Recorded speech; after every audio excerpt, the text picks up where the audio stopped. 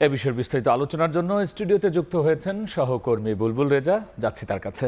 বুলবুল, উদ্ভূত এই পরিস্থিতিতে কিন্তু এই সর্বশেষ একটা ভালো খবর আমরা পেয়েছি যে ব্যাংক ম্যানেজার যাকে অপহরণ করা হয়েছিল তাকে উদ্ধার করা হয়েছে। আমরা সর্বশেষ ঘটনা জানার পরে এই বিষয়ে বিস্তারিত আলোচনায় যাব। অভিযান তো এখনো চলছে, সর্বশেষ আর কি জানা গেল? রাব্বি, আপনি ঠিকই বলেছেন। আসলে সবশেষ যে তথ্য যে এই ব্যাংক ম্যানেজারকে কিন্তু 2 দিন পর উদ্ধার করা গেছে, এটি নিঃসন্দেহে একটি ভালো খবর তার পরিবারের জন্য এবং রাষ্ট্রের জন্য। কারণ এটি নিয়ে কিন্তু গত 2 দিন ধরেই কিন্তু আলোচনার কেন্দ্রবিন্দুতেই ছিল এই বান্দরবানের ব্যাংক ডাকাতি এবং নেজামুদ্দিনকে যে অপহরণ, তাকে এখনও কেন উদ্ধার করা হয় না। আমরা সবশেষ তথ্য জানবো এই মুহূর্তে সেই ঘটনাস্থল অর্থাৎ বান্দরবানে রয়েছেন আমাদের সহকর্মী কমলদের কাছ থেকে আমরা সবশেষ তথ্য জানবো।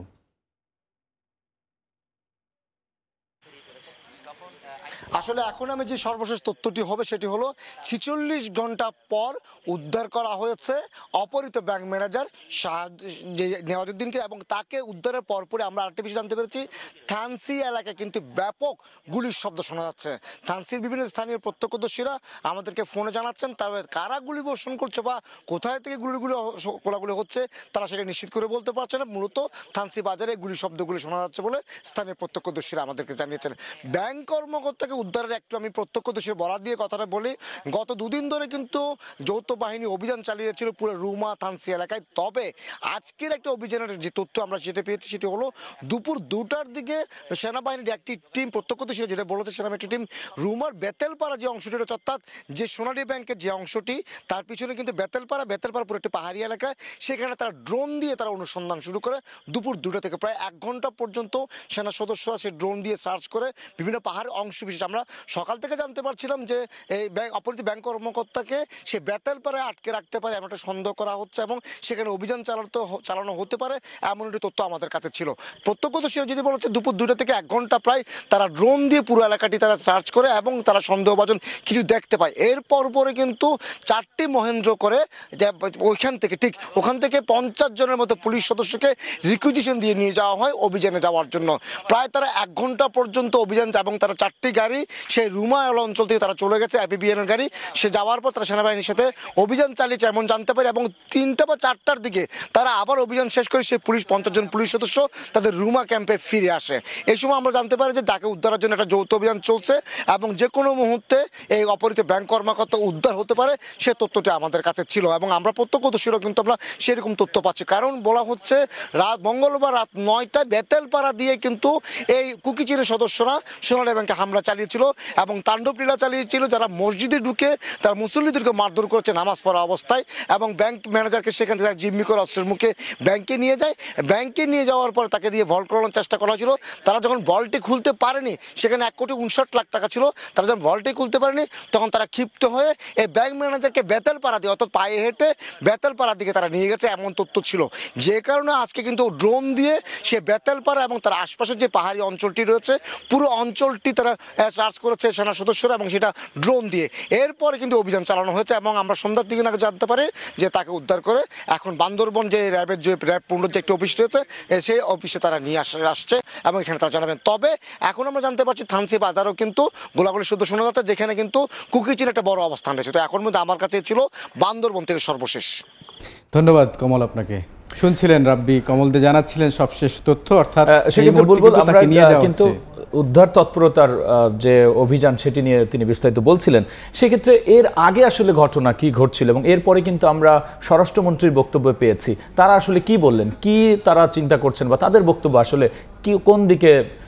রাব্বি, আমি কিন্তু আপনাকে শুরুতেই বলেছিলাম যে গত 2 দিন অর্থাৎ অপহরণের পরপরই কিন্তু ব্যাংক ডাকাতির বাইরেও কিন্তু সবচেয়ে বড় যে বিষয়টি সেটি হচ্ছে যাকে অপহরণ করা হয়েছে তাকে যেন অক্ষত অবস্থায় উদ্ধার করা হয়। এবং আমরা এক নজরে দেখে নিই আজকে গতকাল থেকে আজকে পর্যন্ত যে সমস্ত উদ্যোগ নেওয়া হয়েছে এবং একটি মুক্তিপণের একটি বিষয় ছিল যে কি পরিমাণ মুক্তিপণ তারা দিতে পারেন বা দাবি করা হয়েছিল। তাকে উদ্ধারের কিন্তু কিছুক্ষণ আগে অর্থাৎ আমরা 1 ঘন্টা বা 1.5 ঘন্টা আগে শুনতে পেলাম তাকে উদ্ধার করা হয়েছে র্যাবের পক্ষ থেকে। এই র্যাবের পক্ষ থেকে অর্থাৎ র্যাবের যে আইন ও গণমাধ্যম শাখার পরিচালক কমান্ডার খন্দকার আল মঈন তিনিও কিন্তু বিকেলের পরপর কথা বলেছিলেন। সেখানে তিনি যেটি জানিয়েছিলেন যে 15 থেকে 20 লাখ টাকা মুক্তিপণ দাবি করা হয়েছিল ম্যানেজারের পরিবারের কাছে। এটি র্যাবের পক্ষ থেকে জানানো হয়েছিল বিকেলে। ব্যাংক ডাকাতির ঘটনা নতুন কিছু মনে হচ্ছে স্বরাষ্ট্রমন্ত্রী সচিবালয়ে। সেক্ষেত্রে বলবো এই যে নতুন কিছু মনে হচ্ছে কি কোন দিকে ইঙ্গিত দিলেন স্বরাষ্ট্রমন্ত্রী? যেহেতু এদের সঙ্গে কিন্তু দফায় দফায় বৈঠক হয়েছে, অর্থাৎ কেএনএফ এর সঙ্গে যে বৈঠক, সেই বৈঠকে আমরা কিন্তু এই বিষয়ে স্বরাষ্ট্রমন্ত্রী আজকে সচিবালয়ে যে বিষয়গুলো নিয়ে কথা বলেছেন একটু জানবো। তবে আর কিছু পয়েন্ট দেখে নিই, সেটি হচ্ছে নাশকতার পরিকল্পনা ছিল কিনা সেটিও তদন্ত করা হচ্ছে, এটিও কিন্তু স্বরাষ্ট্রমন্ত্রী বলেছেন। ব্যাংকের সব শাখার নিরাপত্তা জোরদার, অর্থাৎ বান্দরবানে যে সকল ব্যাংক রয়েছে বিশেষ করে সরকারি ব্যাংকগুলো, আর 3টি শাখায় লেনদেন আপাতত স্থগিত করা হয়েছে। এবং আপনি যেটি বলছিলেন যে স্বরাষ্ট্রমন্ত্রী কেন বলছেন যে নতুন কোনো আসলে নতুন কিছু হচ্ছে কিনা বা নতুন কোনো পরিকল্পনা হচ্ছে কিনা, এ বিষয়ে কিন্তু আজকে সচিবালয়ে তিনি কথা বলেছেন এবং তিনিও প্রশ্ন করেছেন যেহেতু দফায় দফায় তাদের সঙ্গে বৈঠক হয়েছেন, তারা স্বাভাবিক জীবনে ফিরে আসবেন, তার মধ্যে কেন এই ধরনের পরিস্থিতি উদ্ভব হলো, এ বিষয়ে তিনি সচিবালয়ে কি বলেছেন আমরা একটু দেখে আসব। এই ঘটনাগুলিকে আর আমরা তুচ্ছ করে দেখছি না, আমরা এটা কঠোরভাবে নিয়ন্ত্রণের জন্য আমরা মাননীয় প্রধানমন্ত্রী সিদ্ধান্ত নিয়েছেন। কুকিচিনে যে আস্তানাটা ছিল সেটা আমাদের র্যাব এবং আমাদের আর্মি সেটাকে নিশ্চিহ্ন করে দিয়েছিল এবং তারা আমাদের সীমানা পার হয়ে ভিন্ন কোনো দেশে তারা আশ্রয় নিয়েছিল এবং বলতেছিল যে তারা শান্তি চায়, তারা চায় মানে এই এলাকায় আবার শান্তি ফিরিয়ে আনার জন্য। কেন এই হঠাৎ করে তাদের এই ঘটনা ঘটিয়েছে এটা আমাদের জানা ছিল না। তা আমরা যেভাবেই করুক, হঠাৎ করে করুক কিংবা কোনো উদ্দেশ্য নিয়ে করুক, আমরা আর কেউকে ছাড় দেব না, আমরা এটার ব্যবস্থা নেব। সেক্ষেত্রে বুলবুল, স্বরাষ্ট্রমন্ত্রীর কথা এবং একই সাথে শান্তি কমিটির আলোচনাও কিন্তু কুকিচিনের মধ্যে কয়েকবার চলছিল এবং অনেক দিন ধরে চলছে। সেই ক্ষেত্রে কেন তাহলে এই সেই শান্তি আলোচনা কি ফলাফল কি শূন্য? স্বরাষ্ট্রমন্ত্রী যেটি বলার চেষ্টা করেছেন সেটি একটু যদি আমরা পেছনে যাই, আপনার মনে আছে কুমিল্লা থেকে কয়েকজন যুবক তরুণ নিখোঁজ হয়েছিলেন, তাদেরকে উদ্ধার করতে গিয়ে এই পুলিশের এলিট ফোর্স র্যাব সন্ধান পায় একটি নতুন জঙ্গি সংগঠনের এবং সেই নতুন জঙ্গি সংগঠনকে প্রশিক্ষণ দিচ্ছিল এই কুকিচিন। অর্থাৎ এই কুকিচিন মাসিক ভিত্তিতে এবং 2 বছর মেয়াদী একটি চুক্তি হয়েছিল, টাকার বিনিময়ে তাদেরকে প্রশিক্ষণ দেখেছিলেন। সেখান থেকেই কিন্তু যৌথ অভিযান এর আগেও হয়েছিল। শান্তি চুক্তির যেটি বলা হচ্ছে 2 দফা, আমরা একটু এক নজরে দেখে নেই যে এই শান্তি কমিটি কবে গঠন করা হয়েছিল। 2023 সালের 29শে মে শান্তি কমিটি গঠন করা হয়েছিল। সেখানকার বান্দরবানে যিনি জেলা পরিষদের চেয়ারম্যান ছিলেন তিনি কিন্তু এটির সভাপতি। উদ্দেশ্য ছিল কেএনএফ সদস্যদের স্বাভাবিক জীবনে ফিরিয়ে আনা, অর্থাৎ এই যে ছিনতাইয়ের মতো ঘটনা, প্রায় বাজারে ঢুকে তারা ছিনতাই করতো, রাহাজানি, এই ধরনের এগুলো যেন না হয়, স্বাভাবিক জীবনে ফিরিয়ে আনা। কয়েক দফা অনলাইনে তাদের বৈঠক হয়েছে, 2 দফা হয়েছে সশরীরে বৈঠক। এর বাইরেও তারা যেটি করেছেন যে এর পরবর্তীতেও কিন্তু আরেকটি সমঝোতা ছিল, অর্থাৎ সমঝোতা স্মারক স্বাক্ষর হয়েছিল, কিন্তু তারপরেও কোনো কিন্তু ফলাফল হয়নি এবং ফলাফল কি হয়নি সেটি কিন্তু প্রশ্ন স্বরাষ্ট্রমন্ত্রীও করেছেন এবং যেটি জানিয়েছেন যে এ বিষয়ে এবার আর কোনো ছাড় দেওয়া হবে না। সেই ক্ষেত্রে পাহাড়ে আবার অন্য কোনো দিকে মন নিতে পারে না ঘটনা?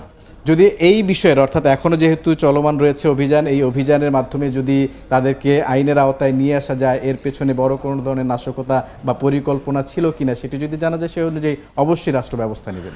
বুলবুল, অসংখ্য ধন্যবাদ আলোচনায় যুক্ত হওয়ার জন্য। জি, আপনাকেও ধন্যবাদ। বান্দরবানে কেএনএফের তাণ্ডব, রুমায় ব্যাংক ম্যানেজারকে অপহরণ এবং তাকে উদ্ধারে ঘটনা বিস্তারিত নিয়ে আলোচনার জন্য স্টুডিওতে যুক্ত হয়েছিলেন সহকর্মী বুলবুল রেজা এবং আমাদের এই আলোচনার শুরুতে যুক্ত হয়েছিলেন সহকর্মী কমল দেব।